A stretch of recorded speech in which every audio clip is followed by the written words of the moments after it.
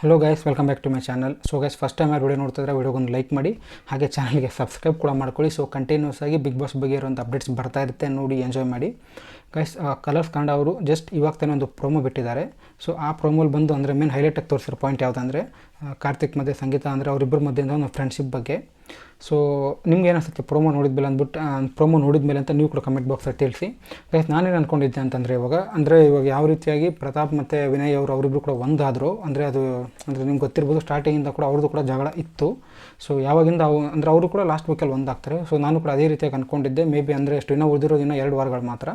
So ಅಂದರೆ ಇವರಿಬ್ಬರು ಕೂಡ ಒಂದಾಗ್ಬಿಟ್ಟು ಸೊ ಸ್ಟಾರ್ಟಿಂಗಲ್ಲಿ ಇದ್ದಿದ್ದ ಥರ ಅಟ್ಲೀಸ್ಟ್ ಫ್ರೆಂಡ್ಸ್ ಆಗೋರು ಇರ್ತಾರೆ ಅಂತ.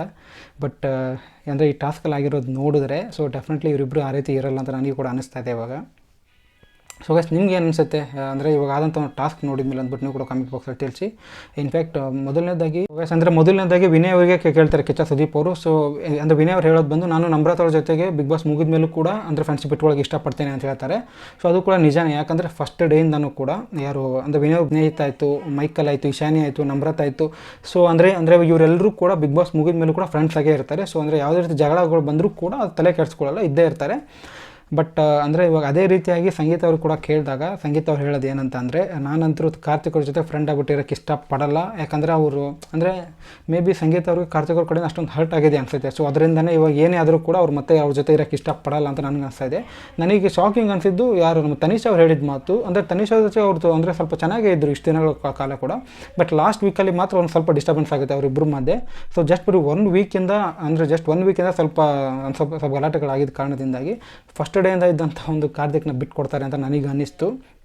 ಸೊ ನಿಮ್ಗೆ ಏನು ಅನಿಸ್ತು? ಹಂಗೆ ಸಂಗೀತ ಮತ್ತು ಕಾರ್ತಿಕ್ ಯಾರೋ ತನಿಷ್ ಅವರಿಬ್ಬರು ಹೇಳಿದಂಥ ಮಾತುಗಳು ಅಂದ್ಬಿಟ್ಟು ನೀವು ಕೂಡ ಕಮೆಂಟ್ ಬಾಕ್ಸಲ್ಲಿ ತಿಳಿಸಿ. ನನ್ನ ಪ್ರಕಾರ ಅಂದರೆ ಮಿಕ್ಕಿರೋದು ಜಾಸ್ತಿ ಅಂತಂದರೆ ಎಷ್ಟಪ್ಪ ಇನ್ನೊಂದು 2 ವಾರ ಇರುತ್ತೆ, 15 ದಿನಗಳ ಕಾಲ. ಸೊ ಅಂದರೆ ಜಗಳ ಎಲ್ಲ ಸೈಡಲ್ಲಿಟ್ಟು ಸೊ ಮತ್ತು ಎಲ್ಲರೂ ಕೂಡ ಸೇರ್ಕೊಂಡ್ಬಿಟ್ಟು ಚೆನ್ನಾಗಿದ್ದರೆ ಸ್ವಲ್ಪ ಚೆನ್ನಾಗಿರುತ್ತೆ ಬಿಗ್ ಬಾಸ್ ಕೂಡ ನೋಡೋಕ್ಕೆ.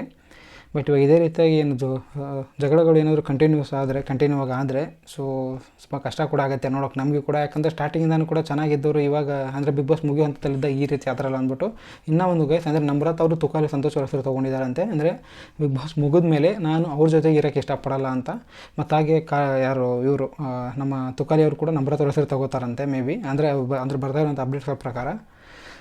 ಗೈಸ್, ಇದೆಲ್ಲ ನೋಡಿದ್ರೆ ಅಂದರೆ ಈ ಟಾಸ್ಕ್ಗಳು ಕೂಡ ಅದೇ ರೀತಿಯಾಗಿದೆ. ಅಂದರೆ ಇವಾಗ ಯಾವ ರೀತಿ ಅಂದರೆ ಅದು ಕೂಡ ಜಸ್ಟ್ ಹೇಳೋದಿಲ್ಲ ಅಲ್ಲಿ. ಇನ್ಫ್ಯಾಕ್ಟ್ ಅವ್ರ ಫೋಟೋ ಕೂಡ ತೋರಿಸಿ ಅಂದರೆ ಫೋಟೋ ಹರಿದಾಕ್ತಾರೆ ಅಲ್ಲಿ. ಸೊ ತುಂಬ ಹರ್ಟ್ ಆಗುತ್ತೆ ಅದು ಅಪೋಸಿಟ್ ಆಗಿ ಇತ್ಕೊಂಡು ನೋಡೋರಿಗೆ. ಸೊ ಗೈಸ್, ನಿಮ್ಗೆ ಏನು ಅನಿಸುತ್ತೆ? ಅಂದರೆ ಸಂಗೀತ ಅವರು ಕಾರ್ತಿಕ್ ಅವ್ರನ್ನ ಬಿಟ್ಟರೆ ಸೊ ಬೇರೆ ಯಾರನ್ನ ತೊಗೋಬೇಕಿತ್ತು ಅಂತ ನೀವು ಕೂಡ ಕಮೆಂಟ್ ಬಾಕ್ಸಲ್ಲಿ ಹೇಳಿ ನನಗೆ. ಸೊ ನೋಡೋಣ ಇದ್ರ ಬಗ್ಗೆ ಮತ್ತೇನು ಅಪ್ಡೇಟ್ಸ್ ಬಂದರೆ ಸೊ ಡೆಫಿನೆಟ್ಲಿ ಅಪ್ಡೇಟ್ ಮಾಡ್ತೇನೆ ಅಂತೆ ಗೈಸ್. ಇದಕ್ಕೆ ವೀಡಿಯೋಸ್ ಬರ್ತಾ ಇರುತ್ತೆ, ನೋಡಿ ಸಪೋರ್ಟ್ ಮಾಡಿ.